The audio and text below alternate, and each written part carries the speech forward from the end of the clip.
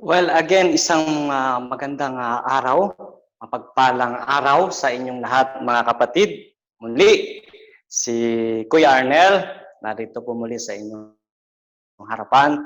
Isang mapagpalang araw sa inyong lahat at kumusta po kayong lahat mga kapatid. Katulad ng aming dalangin, naway kayo na sa maayos na kalagayan saan man kayong lugar ngayon na naroroon. Ang pag-iingat, pag-ibig ng Diyos ay laging naroroon at sapat ang pag-ibig ng Diyos sa atin. At upang lahat ng araw, mapagtagumpayan natin. At napakasarap mga kapatid ng laging nasa piling tayo ng ating Panginoon, higit sa lahat sa kanyang salita. Dahil ito, nagiging pagkain natin, spiritual, katulad ng ating kinakain mula umaga, tanghali, hanggang gabi. Meron din tayong pagkain physical, meron din tayong pagkain spiritual. Again, have a blessed day po sa inyong lahat. So we return again this afternoon to our study about worship. And I know all of you are very familiar doon sa ating mga pinag-aaral o pinag-aaralan. At tayo ay mabubusog sa hapong ito sa ating pag-aaral. At hindi pa rin tayo lalayo sa ating topic. At bago tayo magsimula, hinihiling ko po ang lahat sa inyong mga kanya-kanyang tahanan na tayo pong lahat ay manalangin. O Heavenly Father, hallowed be your name. Your kingdom come, O Lord, will be done dito sa lupa, maging dyan po, Panginoon, sa iyo. Kung saan ka naroroon na ikaw ang aming luwalhatiin, O Diyos. Salamat, minsan pa sa hapong ito, na kami muli ay naririto, nakatayo sa inyong harapan, O Diyos, sa inyong paanan, na kami po, O Diyos, ay patuloy na nagpapasako, Panginoon, sa iyong kabanalan. And use us, Father, effectively in order na ma-share ang iyong salita, Panginoon. And we pray, O Diyos, sa mga kapatid namin na wala pa, continue to convict them, Father. Let your Holy Spirit convict them in order na makapakinig ngayon ng aming pagbubulay-bulayan ng iyong salita. Father, we thank you, O Lord, through your Son, Jesus Christ, and by the Holy Spirit. Amen. Mga kapatid, now sa nakalipas nating study, nakita natin at pinag-aralan natin ang mga bagay-bagay patungkol sa hindi katanggap-tanggap. Sabihin natin hindi katanggap-tanggap talaga na pagsamba sa Diyos. At narito ang 4 na mga bagay na ibinigay ko sa inyo.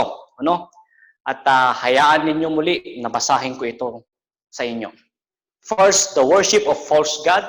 Ito'y hindi katanggap-tanggap sa ating Panginoon. The worship of the true God, but in the wrong way. Pangatlo, the worship of the true God in a self-styled manner. At yung pang-4, the worship of the true God in a wrong attitude. At ngayong hapon, dito pa din tayo sa ating text, hindi tayo lalayo. Sa John chapter 4, verse 20 to 24. At hayaan nyo muli na basahin ko sa inyo ito. Pahintulutan nyo muli ako mga kapatid. Sabi dito, our ancestors worship on this mountain, but you Jews claim that the place where we must worship is in Jerusalem. 21, woman, Jesus replied, believe me, a time is coming when you will worship the Father neither on this mountain nor in Jerusalem. 22, you Samaritans worship what you do not know. We worship what we do know. For salvation is from the Jews. And 23, yet a time is coming and has now come when the true worshippers will worship the Father in the Spirit and in truth. For they are the kind of worshippers the Father seeks. 24, God is Spirit, and His worshipper must worship in Spirit and in truth. Now, sa paunang mapambungad, upang malaman natin ang katanggap-tanggap na pagsamba sa ating Diyos na buhay, hayaan ninyo na basahin ko ang isang aklat na umuugnay dito sa ating pinag-aralan. Walang iba kundi doon sa aklat ng mga awit. Psalms chapter 24 verses 3. At sabi dito, who may ascend the mountain of the Lord? Who may stand in His holy place? This is wrote by David. Now, what does that mean sa atin? Sino dito ang katanggap-tanggap na tinutukoy sa sinasabi ni David? When they approach God and they want to come into His hill, kung sino man ang tumayo sa kanyang banal na lugar, sino ang tatanggapin ni Yahweh? Sino ang tatanggapin ng Diyos? Una, siyempre yung ating mga pinag-aralan sa mga nakalipas. Hindi niya tatanggapin yung mga apat na yon, ang mga points. Hindi tatanggapin ng Panginoon yung mga sumasamba sa mga Diyos-Diyosan, hindi sa totoong Diyos, yung mga sumasamba sa totoong Diyos, ngunit mali ang motibo or in a wrong way or manner, in a self-styled manner or way, or with a wrong attitude as well. So ang sabi, sino lang daw ang tatanggapin niya doon sa kanyang o sa kanilang pagsamba? Tingnan natin yung verse 4. The one who has clean hands and a pure heart, who does not trust in an idol or swear by a false God. Napakaganda sinabi ni David. Kompleto. Yun ang tatanggapin ni Yahweh. He shall receive the blessing from the Lord and righteousness from the God of his salvation. Those who are acceptable are the ones who have what? Clean hands and pure hearts from the Lord in righteousness from God of his salvation. Those who are acceptable are the ones who have clean hands, pure hearts. Nakuha nyo? Yung mga sumusunod lamang sa kanyang kalooban, who have pure hearts, at ang kanilang motibo at hangarin ay dapat tama. They are blessed, and they are the generation who truly seek God, my friends. Ang katotohanan, ano? Kung ikaw ay sasamba sa Diyos sa iyong sariling panuntunan at sa gawa ng tao, at wala sa pamantayan mula sa Holy Scripture, then you're not seeking God. Hinahanap mo lang ang iyong sariling kalwalhatian. Kaya nga sa isang teaching, sa isang preaching, kung hindi nito tinuturo ang tama at hindi involve ang Diyos sa usapin ng iyong tinuturo, hindi involve ang Panginoon, then that is not preaching or teaching at all. And now, gusto kong i-focus po ninyo sandali ang inyong isipan sa aking sasabihin. Dahil ayoko pong ma-miss ninyo itong aking sasabihin. Acceptable worship is really a key to understand the whole matter of salvation. I repeat, acceptable worship is really a key to understanding the whole matter of salvation. Medyo diinan natin ng konti. Medyo laliman natin ng konti yung aking sinasabi sa inyo. You hear that? Acceptable worship is really a key to understand or understanding the whole matter of salvation. Anong ibig kong sabihin dito? Ang layunin ng kaligtasan natin ay upang magkaroon ng isang tao ng katanggap-tanggap na pagsamba sa Diyos. So medyo lumalapit na tayo sa katotohanan. The goal of salvation is to produce acceptable worshipers like you, like me, like us. So kung totoong ligtas ka, sa iyong sarili na alam mong totoong save ka, at tinanggap mo ang tunay na kaligtasan mula kay Jesucristo na walang ibang sa silong langit na ibinigay maliban sa pangalan at sa walang iba maliban sa pangalan ng Panginoong Jesus, you are an acceptable worshiper. Nakuha nyo? If you're an acceptable worshiper, you're truly come into God's presence. That's the reality. Kaya nga sabi ko sa inyo sa mga 4 na points natin, yung mga hindi katanggap. Ngayon, kinuha natin yung ano yung katanggap-tanggap na pagsamba sa Panginoon. Una, kinakailangan meron kang ganap na kaligtasan sa Diyos. That's the most important thing. Na unang step mo sa tamang pagsamba sa Diyos. Unless na wala kang ganap na kaligtasan sa Panginoon, then useless ang ating lahat ng gagawin dahil hindi tatanggapin ni Yahweh ang pagsamba ng hindi tunay na pagsamba. At sa iyong pag-worship ngayon, as you examine your worship, naiintindihan mo whether you're safe or whether or not. Ano ba ang devotion mo sa umagang ito? Ano ba ang na-meditate mo sa umagang ito?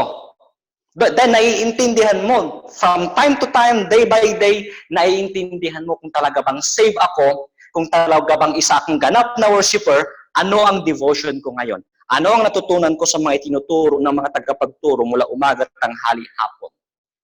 Then ask yourself. Now, let me show you something, some picture, upang lubusan nating maintindihan ang sinasabi ko. And I want to back doon sa ating text from John chapter 4, verses, particularly verse 23. And it says, "Yet a time is coming and has now come when the true worshipers will worship the Father in the Spirit and in truth." Or in truth. For they are the kind of worshipers the Father seeks. Now, mga kapatid, that is a term to describe a Christian, a true worshiper, saint, a true believer. Matatawag tayong isang tunay na worshipers tulad ng isang totoong Kristiyano. We could as well be called true worshipers as we are called believers, isn't it? Or saints, or children of God, very familiar. O kahit na anong term pa yan na i-describe mo sa isang identity ng pagiging isang Kristiyano, so be it. We are true worshiper who worship the Father in spirit and in truth. Marahil, hindi ito napapansin ng karamihan o madalas nalalagpasan natin ng verses na 23 na ito. O yung pinaka-last part na ito, hindi tayo nakakapag-focus o hindi natin malamang, hindi natin na-familiar, binasa lang natin, hindi naman natin alam ang tunay na kahulugan. But, you know, it's very important, my friends, na maintindihan natin ito. Listen to me, please. For they are the kind of worshiper or worshipers the Father seeks. Alam ba ninyo bakit sinugo ng Ama ang kanyang nag-iisang anak dito sa sanlibutan ito? Very clear, my friends. Jesus said, "I am come to seek and to save that which was lost." Upang hanapin ang mga naliligaw at sila'y iligtas ko. But of course, this is figurative language dahil alam naman natin na hindi naman talaga naghahanap ng literal ang Panginoong Hesus dahil siya ay Diyos. Alam niya kung nasaan ang kanyang mga tupa at ang kanyang mga tupa ay nakikinig sa pastol, which is ang ating pastol, walang ibang Panginoong Hesus. But for what purpose? For what purpose na sinugo ng Ama ang kanyang anak na si Jesus? Why did God send Christ to seek sinners and save us? Sinabi dito sa ating text, for they are the kind of worshipers the Father seeks. To do what? to worship Him. At yan ang dahilan bakit tayo tinubos ng Diyos. Sa pamamagitan ng kanyang anak na si Jesucristo. At yan ang dahilan bakit tayo tinubos ng Diyos. You understand that? You were not redeemed primarily to keep you out of the hell, my friends. Hindi yun ang pinaka-primarily. Na tayo tinubos ng Panginoong Jesus para hindi tayo mapunta sa impyerno. Dahil kung tayo naniniwala na mula from the foundation of the world, pinili na ako ng Panginoon at nung namatay ang Panginoong Jesus, God predestined us, God predestined you and me, and then dumating ang Panginoong Jesus, He redeemed us, and then iniwan niya sa atin ng banal na Espiritu nung siya umakyat sa langit. Naintindihan mo ito, then if you believe that you are already predestined from the foundation of the world, it means hindi primarily purpose na kaya binigay ang anak para mapunta ka sa impyerno. Dahil kung mula pang likhain ng mundo, sinasabi natin na pinili na tayo ng ating Panginoon. So this is not the primarily to keep you out of the hell, but to worship Him in spirit and in truth. Sana malinaw sa atin ito, mga kapatid. Nakita nyo? The reason you're saved, the reason na naligtas ka, para mag-relax-relax lang. The reason you save is to worship God. Alam nyo, 1 linggo na akong walang pahinga. Dahil ang hirap mag-prepare ng preaching. Really, alam yan ang mga nagtuturo. Mag-ayos ka lang ng PowerPoint, matrabaho na. Hindi ka pa nag-aaral noon. PowerPoint pa lang pinag-usapan. Mag-aaral ka pa. And Pastor John gave me only half day or ilang oras na maghanda. But I'm not telling this one para mag-boast sa inyo na magmalaki na ako, mayroon akong time, maraming time si Arnel. Hindi. Naintindihan ko kasi na narito ako, hindi para mag-relax-relax lang. Tapos kayo, uupo lang kayo, makikinig lang kayo, tatamarin pa kayo. My friends, oh, come on. Mag-iisang linggo na tayo na nag-aaraw-araw tayo, si Pastor John, ilang weeks na, mag-iisang buwan na siya nag-araw-araw. Imagine that. Na hindi niya ginagawa yun para magmalaki sa kanyang sarili. Na araw-araw para sabihin ng mga church na meron siyang preaching araw-araw. No. Ginagawa niya yon hindi para mag-relax-relax lang, mga kapatid. Ginagawa natin ito to worship the Father, to worship God.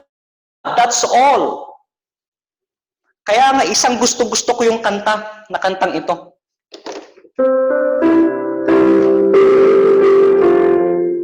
When I look into your holiness, when I gaze into your loveliness, when all things that surround become shadows in the light of you. Naintindihan niyo yung kanta?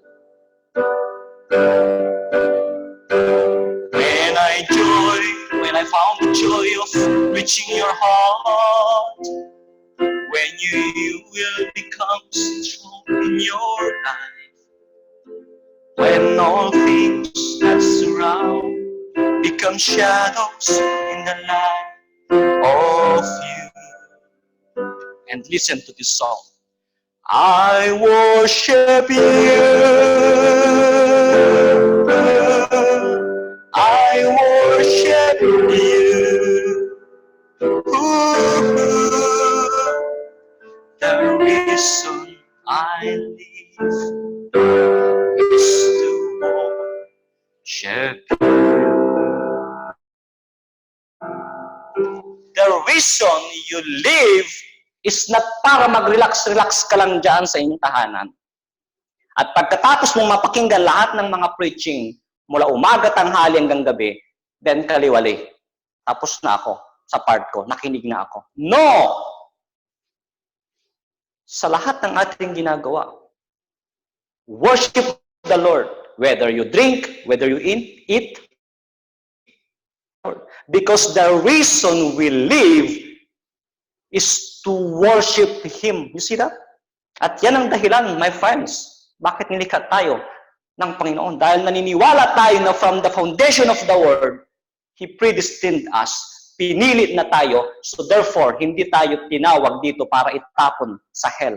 Tinawag tayo dito to worship Him. Kasi kung paniwalaan natin na maligtas lang ako ngayon, tumanggap ako sa Panginoon, namatay ang Panginoong Jesus, then, paano yung mga nakalipas na panahon?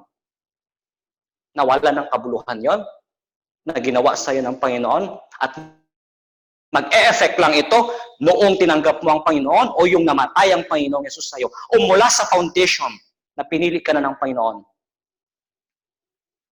Now, para suportahan po mga kapatid ang verses natin pinag-uusapan ngayon. In Acts chapter 18 verse 7, makikita natin ang pinaka-isa sa nais kong i-point out o supporting para suportahan dito. Ang sabi dito, then Paul left the synagogue and went next door to the house of Titius Justus, a worshipper of God.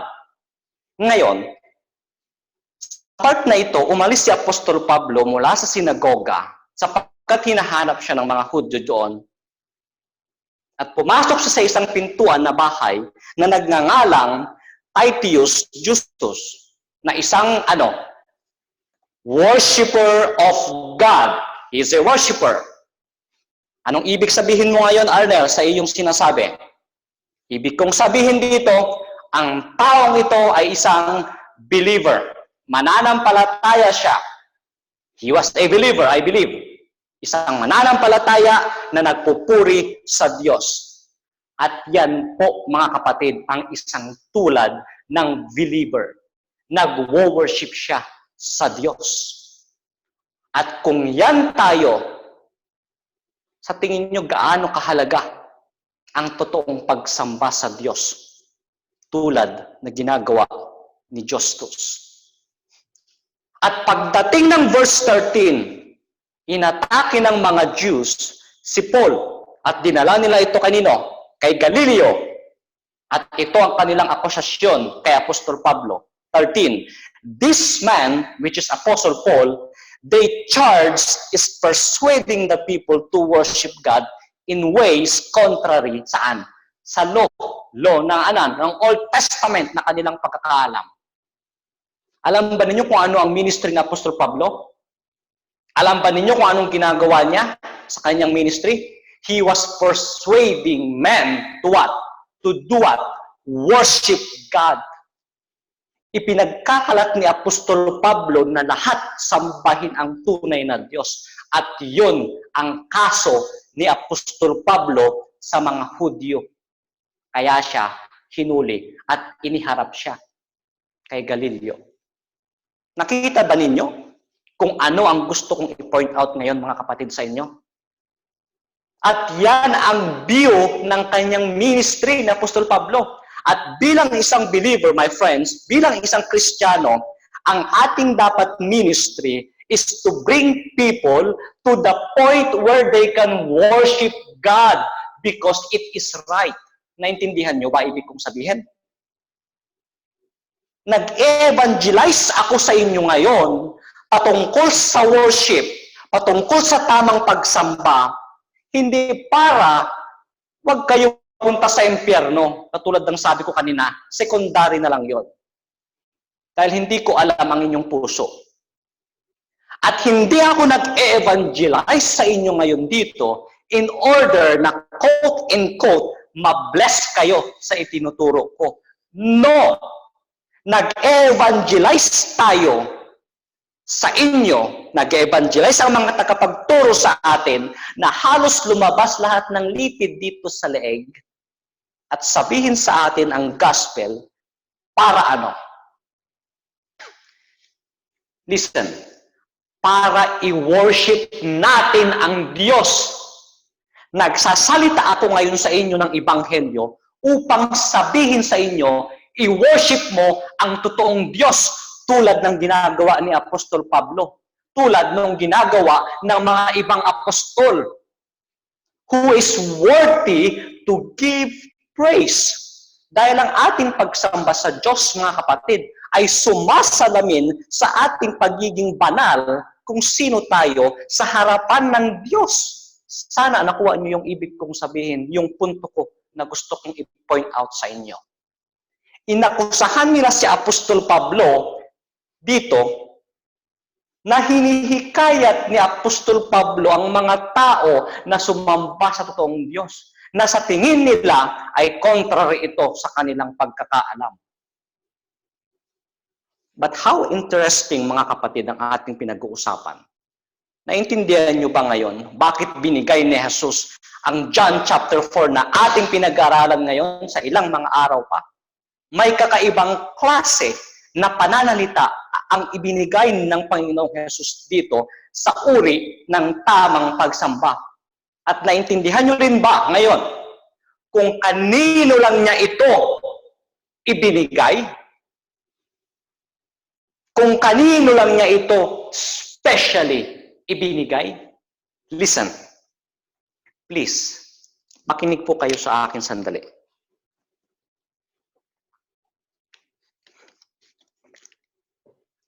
Hindi ibinigay ng Panginoong Jesus ang John chapter 4 sa isang theologian, sa isang magaling sa law, sa isang Pharisee o teachers of the law. Listen, He gave it to a prostitute Samaritan. Yes, you're correct. Sa isang prostitute na Samaritan. I love this, my friends. I love this very story. While I'm studying this, I worship the Lord, really. I worship the Lord. I want to listen.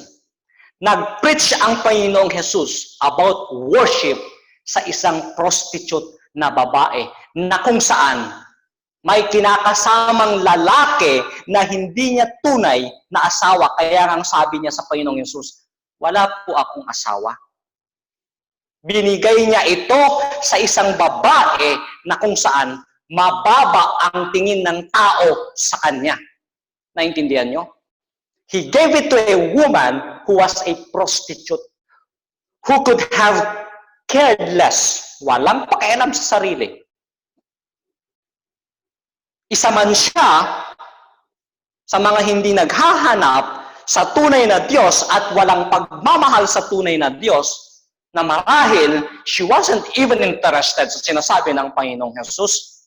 At daka-daka sinabi sa kanya ng Panginoong Jesus kung paano ang tamang pagsamba sa Diyos. Why?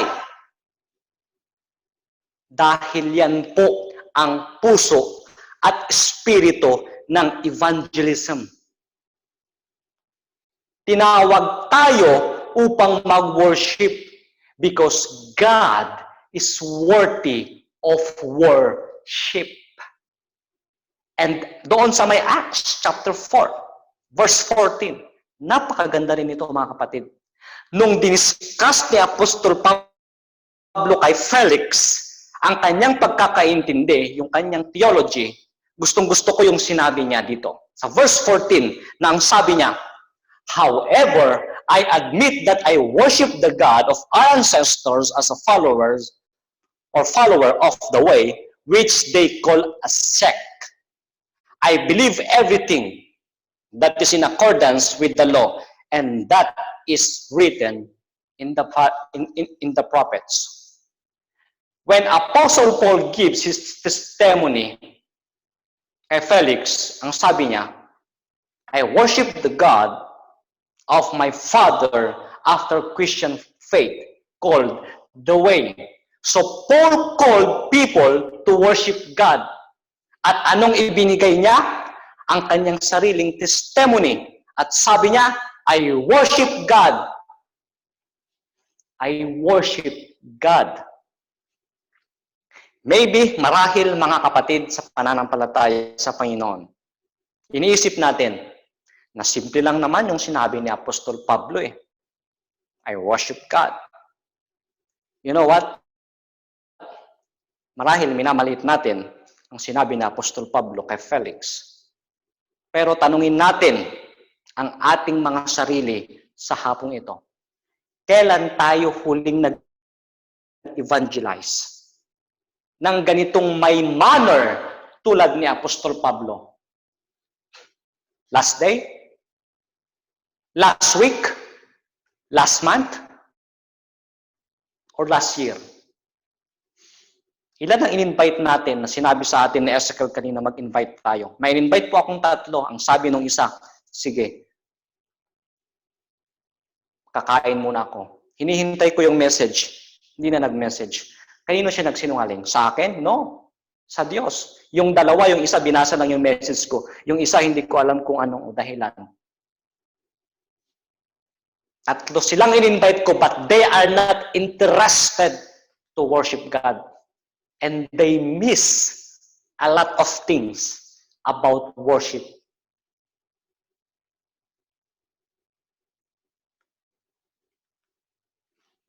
Kailan tayo huling nag-evangelize, mga kapatid?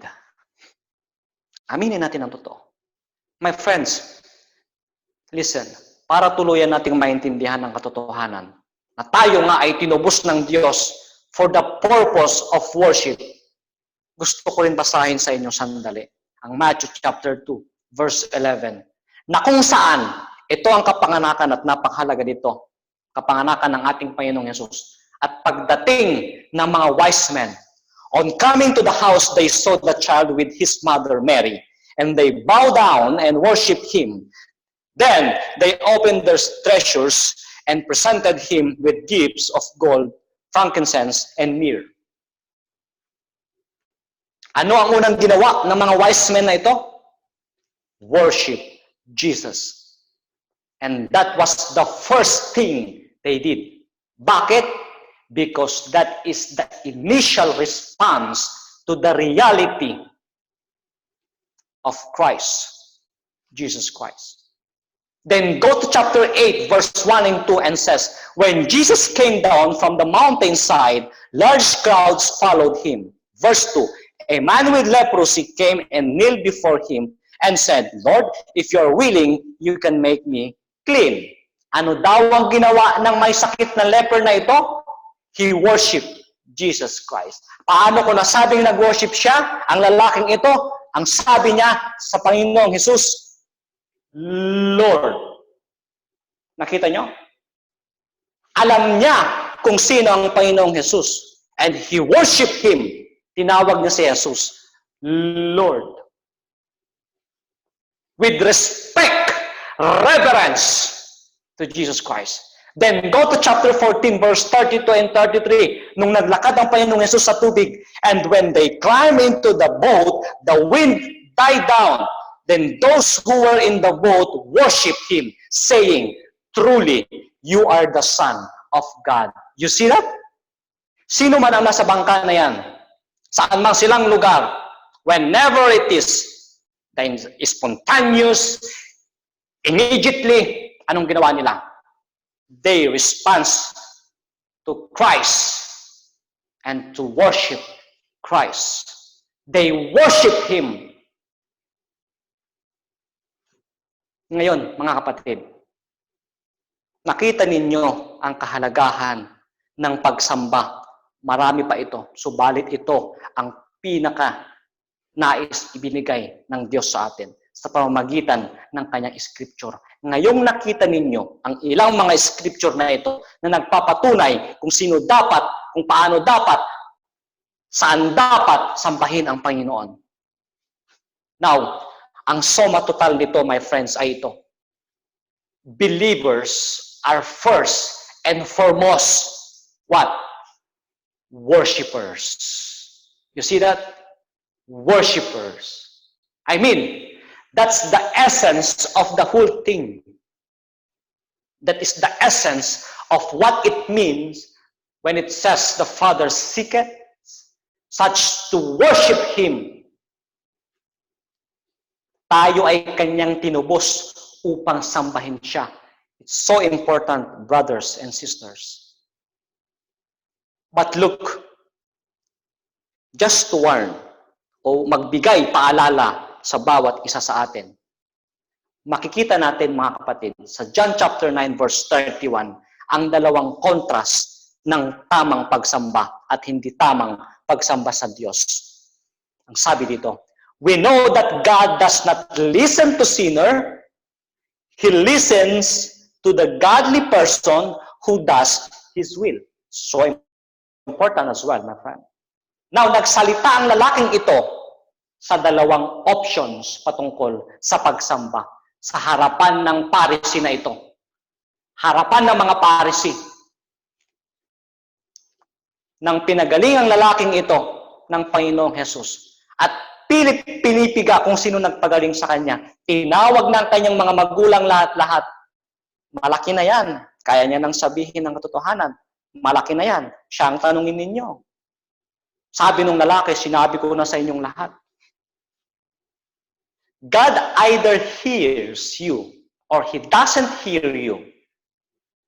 And so, mayroong dalawang makikita tayong bagay dito. The people God hears and the people He doesn't hear. Ang mga tao na hindi nakikinig sa Diyos, ang mga taong makasalanan. At ang mga taong nakikinig sa Diyos ay ang mga taong sinasamba ang Diyos. So the contrast between A and B, sinner and a worshipers. Isang makasalanan at isang mananamba. And so, Arnel, the whole of the word can be divided into two. Either na ikaw ay isang sinner, either na ikaw ay isang worshipers or worshiper. Therefore, to be saved means to be a worshiper.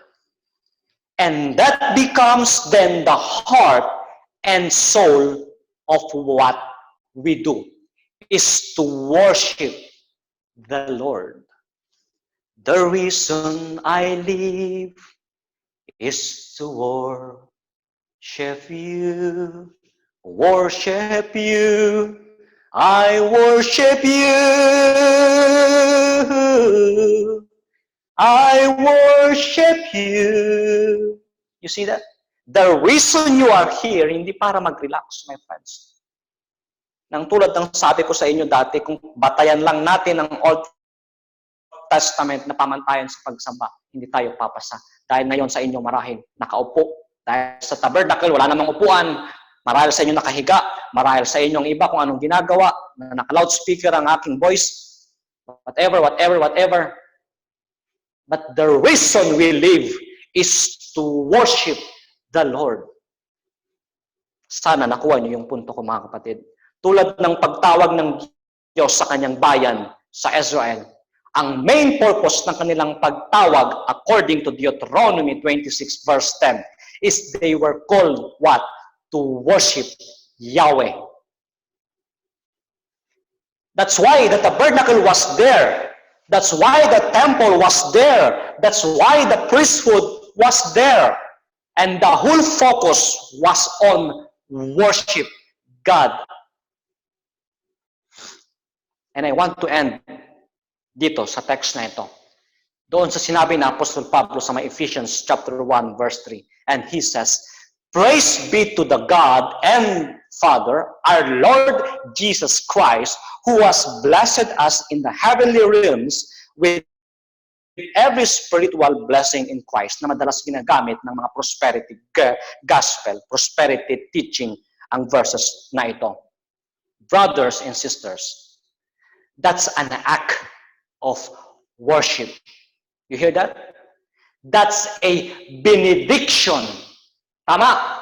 Praise or blessed be the God and Father. That's worship.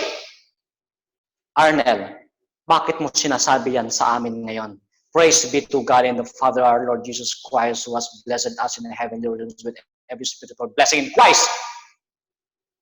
Sinasabi ko ito sa inyo ngayon Dahil pinili niya tayo before the foundation of the world that we should be holy without blame before Him para sambahin siya sa espiritu at sa katotohanan. I love this, my friend. Mahal na mahal ko ang katuruan ito. Kaya nga sabi ko kanina kay misis ko, isave ko na lahat ng tinuro ko this week.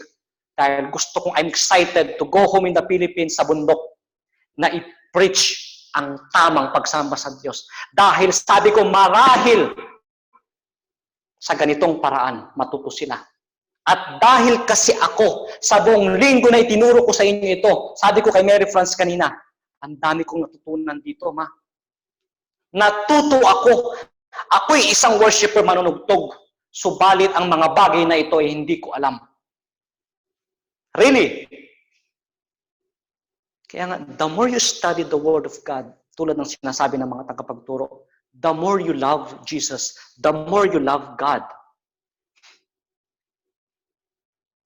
In love, He has predestined us. Imagine that. Unto the adoption of sons by Jesus Christ to Himself. At sa Kanya tayo ay Kanyang tinubos sa pamamagitan ng Kanyang dugo. Kaya nga, isa lang ang kabuluhan ng dugo ni Kristo. At hindi yan yung sinasabi ni Pastor Jay noong nakaraan na ipahid ninyo sa kung saan-saan. Binabalutan kita ng dugo ni Kristo. COVID-19, umalis ka. Hindi yan ang tamang paggamit ng dugo ni Kristo. Isa lang ang kagamit-gamit sa dugo ng ating Panginoong Jesus. Yun ay ang tubusin tayo sa ating mga kasalanan. And that's why, sinabi natin, praise be to God and Father our Lord Jesus Christ. Nakita nyo? So, ibig sabihin, worship is the result of what? Redemption. Ang pagsamba natin sa Diyos, sa totoong Diyos, sa tamang Diyos, ay nagre-resulta dahil tayo ay mga tinubos. That's all. And so, mga minamahal kong kapatid sa Panginoon, sa pananampalataya, I submit to you now that we're called to worship. I submit to you all these verses without question. Walang pag-alinlangan. We are called to worship, to render acceptable true spiritual worship. Let us have grace by which we may serve God acceptably with reverence and godly fear. Let's pray. Almighty Father, hallowed be your name again. May silang, O Diyos, ang aming oras upang ilantad lahat ng naisin mo sa amin. Subalit, Lord, sa maikling oras na ito, nakita namin ang iyong grasya, ang iyong habag. O Diyos, marahil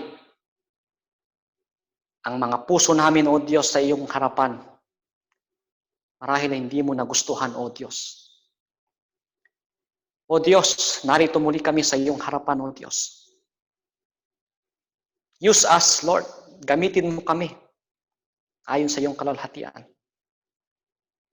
At ituro mo sa amin, O Diyos, lagi ang tamang pagsamba sa iyo. Dahil mawawalan po ng saysay, Ama, ang lahat ng aming gagawin kung hindi karapat-dapat ang aming puso, ang aming spirito, ang aming isipan, ang aming kaluluwa, ang aming katawan sa iyo. Kaya nga naman, O Diyos, sa hapong ito, kami po ay nagpapasakop sa iyong harapan. Sa iyong luklukang banal, O Diyos, narito kami. Tomorrow, we don't know if we are still here. Hindi namin alam. But one thing I know, Lord, nasa amin ka sa lahat ng pagkakataon. At kunin mo man kami ngayong oras na ito after kong manalangin. We believe, Lord, na doon sa aming pupuntahan, doon, Lord, eternally, we will worship you. We will worship you. And we are excited on that, Lord.